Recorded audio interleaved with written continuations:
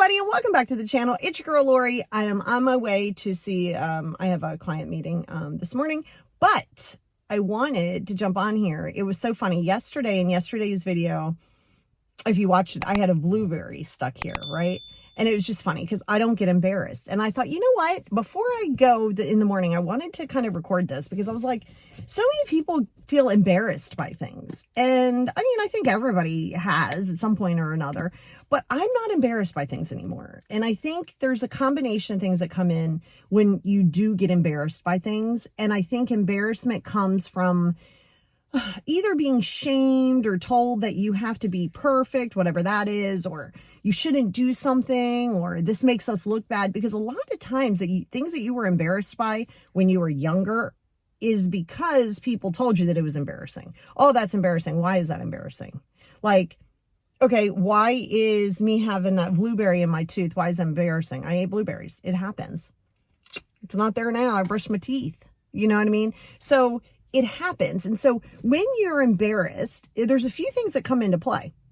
Number one, let's say you're embarrassed by something you did in your past. Okay, let's just go with this for a second. And I don't know, you tell a friend, or they were there, they see it. And let's say it's kind of in your mind, it's kind of bad. Like you're like, oh my gosh, I'm so mortified by it right now. And now they know, and then now you feel as though they have something over you. And sometimes people will try to use things against you when they know it bothers you. If you did it, you did it, own it, right? People could say, oh, did you do this? Yeah. I mean, oh, don't you feel bad about it? I don't regret the things I've done in my past. And I've done a lot of really not so great things because it's the tools I had at the time. If you don't have the tools and you don't have things and you go into survival skills, you're going to do what you got to do. Don't look back on that now and go, oh, I could have done things different. No, you just say, okay, well, now I know what I know. Maybe I have more tools now. I probably am not going to be doing that again, and that's fine. But it's part of who you are. It doesn't define you. It's just part of what has happened. See, when you take away the energy others have against you. So let's say you were married, okay? You were married. And I don't know, or you are married, whatever, and you cheated or whatever. And this person somehow, not even a great friend, knows about it. Now you're walking on eggshells. Well, own your stuff. Own it. Did you? Yes, I did. Own it. Own it. If you're not ready to own it, then you got to check yourself because some of that's ego. Right? So that's where ego comes into play. That's where your fear comes into play. Listen, if you did it, you did it. If you said it, you said it. So you better own it. And that's so important because, I mean, with anything, okay? I mean, people are like, I'm trying to think of some things. I had a business meeting one time. So in pantyhose, when people still wear pantyhose, won't really wear them that much anymore. And I remember, and this happened so much, I had like a dress or skirt on or something on, and I was coming out of the bathroom. Literally, I had on my underwear, my stockings, and my dress was tucked into my pantyhose. Yep. When I pulled them up, okay? I'm in a corporate setting. Yes, I'm walking right down there, full on moon with a little tiny bit of cloth on top of it. Someone was like, hey, your dress is like, we can see everything you got going on. I just busted out laughing. I was like, well, you know what happens. I mean, what am I going to be upset about it for what? And then I'd be like, oh my God, I'm so mortified. Why? It happens. It was funny. It's no different than if you're walking with toilet paper on your foot. You're like, hey, you got toilet paper on your foot. It's funny. It's funny. Yes, when it's about you, it can be funny. Why are you taking yourself so serious? Why? I've told this story, and I think I even have it in the book, or it's in the upcoming chapter I'm writing in my book, when I was in high school, right? And my job was to get all the pom-poms, right, in the pom-pom routine and move it out of the way. And back in the day, basketball was really big in my school. And so we had the rival school and our school. There was so many people there that you couldn't even sit. Like it was standing room only. And my foot got stuck on the pom-pom. I went to push the pom-pom this way, and my whole body, I picked it up and tripped myself and flew like Superman right into the middle of the basketball court. The entire place erupted in laughter. Like, you know, like the movie Carrie, they're all going to laugh at you. They all laughed at me. So I laid there like this, like my head was there. And I thought I could either be really embarrassed and mortified by this, or I could get up and take a bow. And that's kind of what I did. And people, we laughed about it. If you can't laugh at your own self, then that's a problem. That's your ego. That's it. That's massively your ego and your insecurity. Laugh at yourself. Not that same year, but later on, not much longer, we went to Towson University to go to a party. We weren't out of high school yet, but we were at a college party. So one of our friends had a boyfriend there. He was at the top, like the way that they have their dorms or had their dorms. You'd go up a flight of steps, there'd be an entrance, go up another flight of steps, there's an entrance, and they were at the top. So we got there, we changed our clothes, we were pre-gaming a little bit, had on my heels. I'm in the front of my two friends. There's a bunch of guys, like full on guys, like men, hot men at the bottom of the steps, like just hanging out. That's where we're like pre-gaming. And I'm walking down the steps and my heel gets stuck in the steps.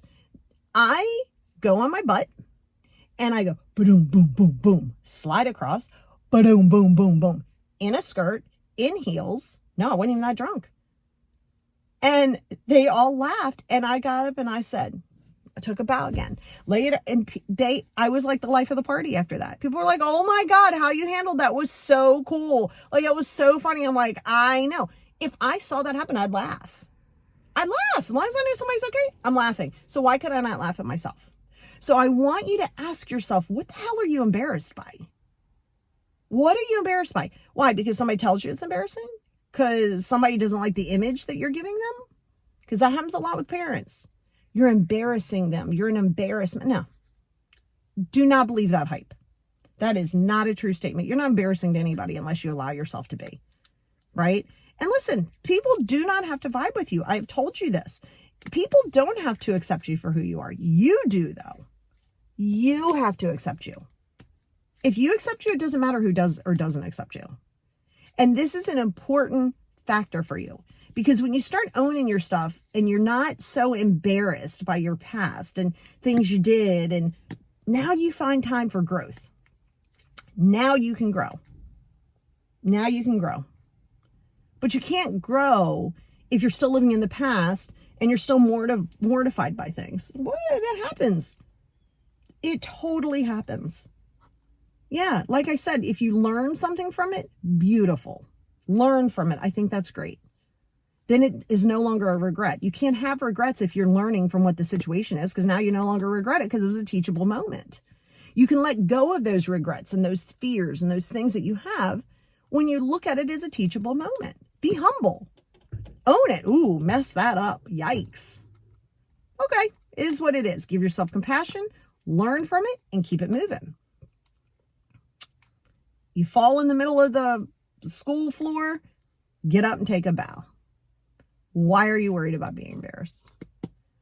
We're all human. We're all gonna make mistakes. We're all gonna do silly things. We're all gonna do things that we might think are great and others don't. And that's okay. That's their journey. Vice versa. You may see something and go, oh my God, that's so embarrassing. Now that's on your stuff. Don't be projecting your stuff onto other people. Just because you think something's embarrassing, that's on you. That's not on them. So when they own their own stuff, then you don't know how to handle it, because you go, oh, they must be arrogant, or they might, no, they're just owning their stuff. Like your stuff isn't their stuff to process. And that's so important to remember, especially for yourselves. A lot of times when people are saying things are embarrassing, that's them projecting on you and you projecting on other people. So you have to be careful of that. So don't be embarrassed. If you get something in your tooth, don't be like, oh my God, it's embarrassing. You were just eating. Just, I need to have something in my teeth. Just do whatever. You know, if you make a mistake, own it.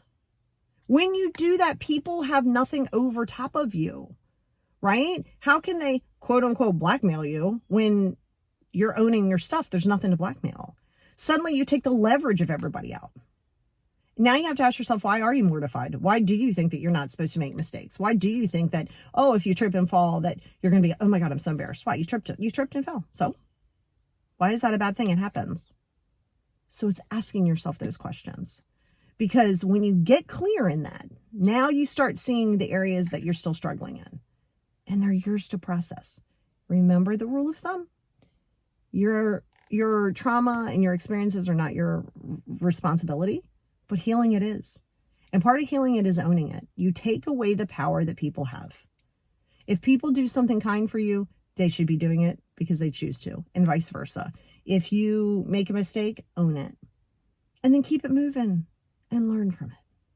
But what we don't do is get embarrassed.